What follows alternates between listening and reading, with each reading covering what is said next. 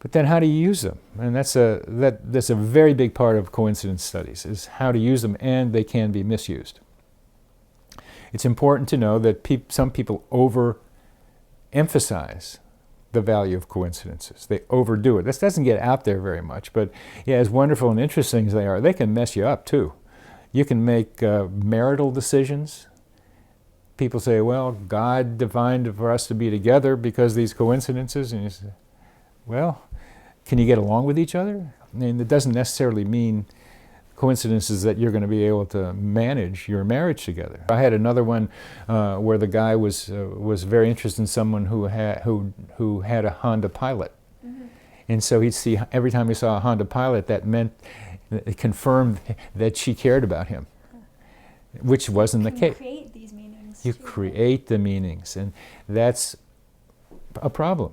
But then those who don't think much of coincidences will say we're making up meaning all the time. But when you look at life, we're making up meaning all the time. It's just what is it that you can use, and what is that's practical. And so getting rid of the problematic elements of coincidence, or defining them, is a very, very important part of coincidence studies. A lot of books you read that's always so good, mostly always so good, coincidences, and they're not.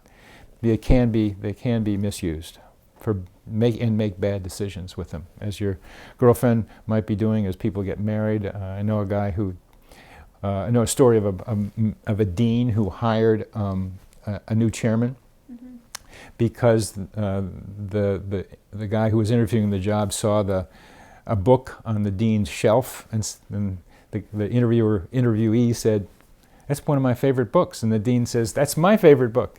And it was a religious book, and they both got down on their knees and they prayed, and the dean hired the guy and was a failure. It's not enough to use a coincidence. They can get you to pay attention, they can be confirming, but you need other data.